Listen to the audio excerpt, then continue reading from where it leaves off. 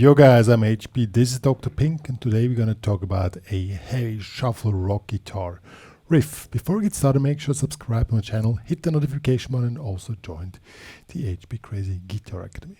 So, what are we talking about today? I'll show you. The thing looks really easy, but it's not so easy you might think. And I'm gonna show you all the tricks and tips you need to know about this.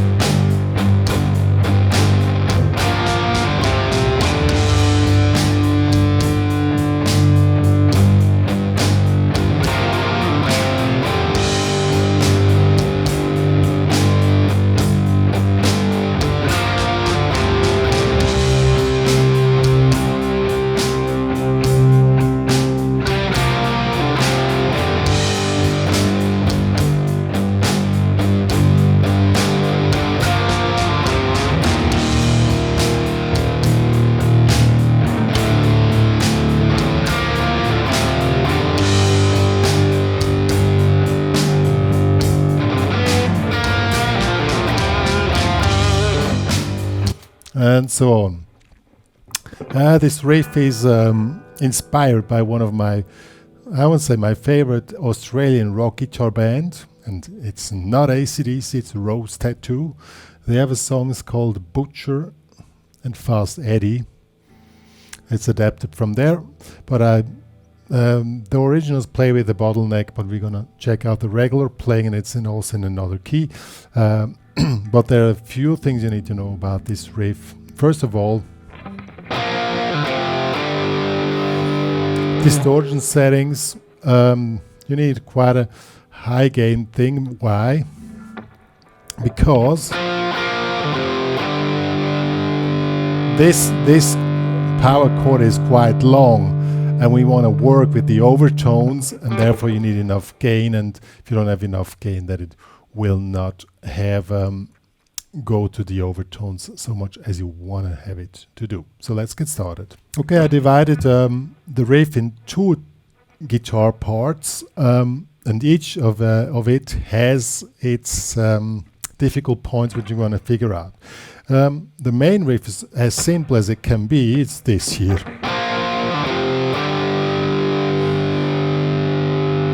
Okay, so we have in 3-3, 3-3 to 5-5. Okay, but now we want to have this long note. It's gonna 6 beats long. We want to make it have some kind of motion.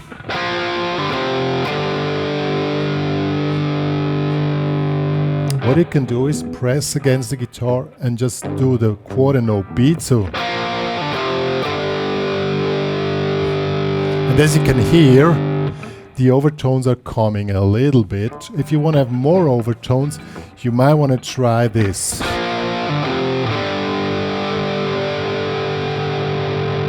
Here you have more overtones when you press, but you already heard it, the problem.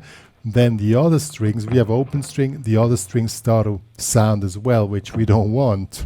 So if you do this version, first of all, you need to be really confident with your pick that you only attack the strings you want, and they have to be really precise.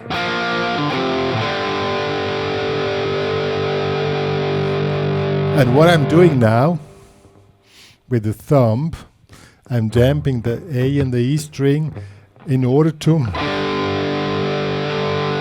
get the maximum effect. If I don't do that,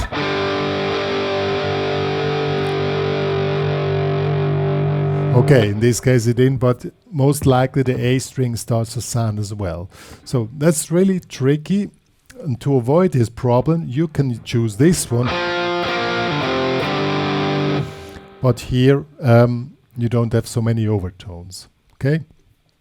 So this is played 4 times, and then we have the same riff again. So we go here to 5-5,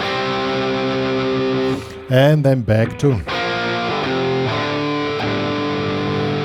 The problem is, but it's just good that it happened now. If you don't hit the strings extremely properly, there's no way you can make a correction, because you have to hold this note so long. Okay, that is what makes the whole thing quite tricky, I must say. When I recorded the backing track, I can admit here, even this thing sounds easy, and needed me four tries till I got it perfect. So we have 4 times on the G, once on the C, once on the G, and then we make... And that's again tricky. We go to E flat, so we need to slide up here and hit it perfectly. And if you can, try to make a vibrato. To G5.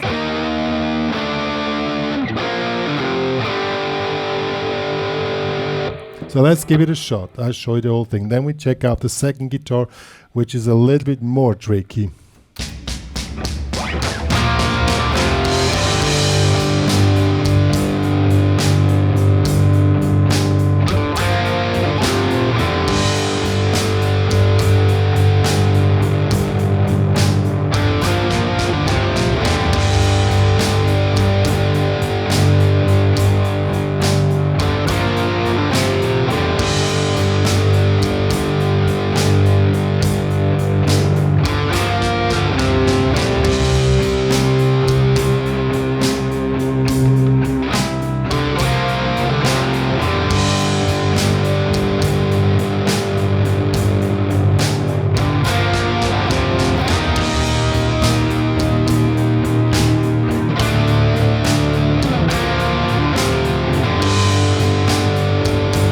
And so on.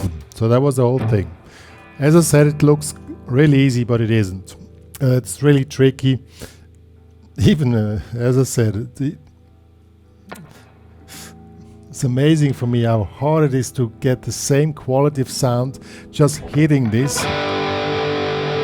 That you always get the same quality, that you really can control the power chord. That's the main thing here. Control the development of the overtones and the vibrato on the power chord. Therefore, it has to be really precise, and everything has to be in place, and that's what makes it a bit tricky. Now we want to have a second guitar. Therefore, let me put the guitar volume a little bit down. Now we want to add the shuffle.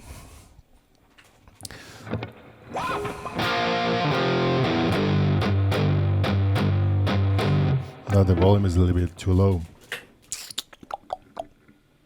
So, now we have a similar problem. We want to switch from the opening riff stays the same. And in order that we get the power chord perfectly, we don't have much time, so we need to have a note in between. So we make the open A and D string. It will not be noticeable that these are wrong notes. And then you have to go immediately into palm mute position.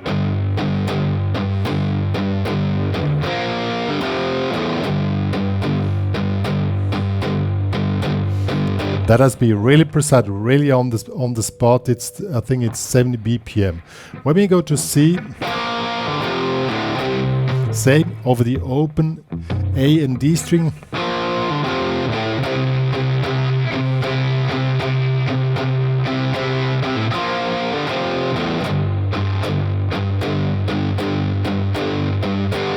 And then when we go to E flat, we make the same thing again. Then we make a big E flat here. We make bar A in the 6th, 6, 6, 8, 8.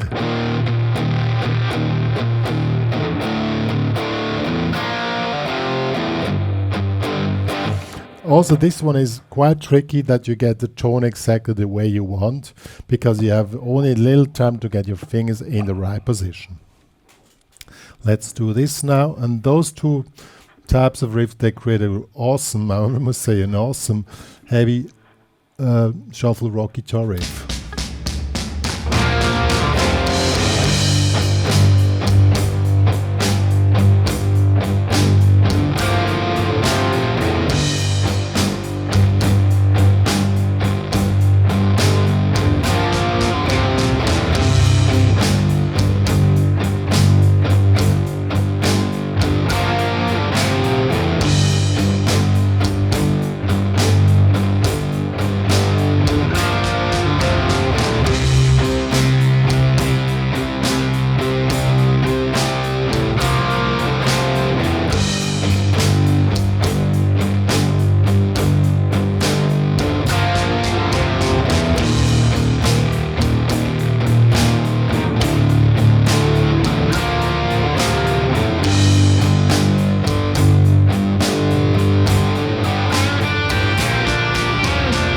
So guys, that was the heavy shuffle rock guitar riff. I hope you enjoyed it. I enjoyed it a lot. Even it looks so simple. As I already said, it's not so simple as it looks like.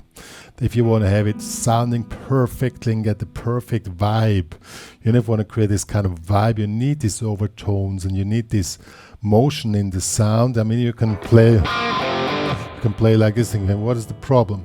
But if you want to get exactly that mood and that vibe, that needs a lot of tone control, and that's what it's about in this rock guitar riff. Yo, one more to say. If you want to download this cool backing track I created for you, plus the tabs of what I just showed, it's available in the HPCrazy guitar community. Please join there. Link in the description box below. If you love my channel, share it to all your friends. Support the channel by sharing the information that me and Dr. Pink are existing and helping to keep the whole thing up. Yeah, that's all. Thanks guys. Bye.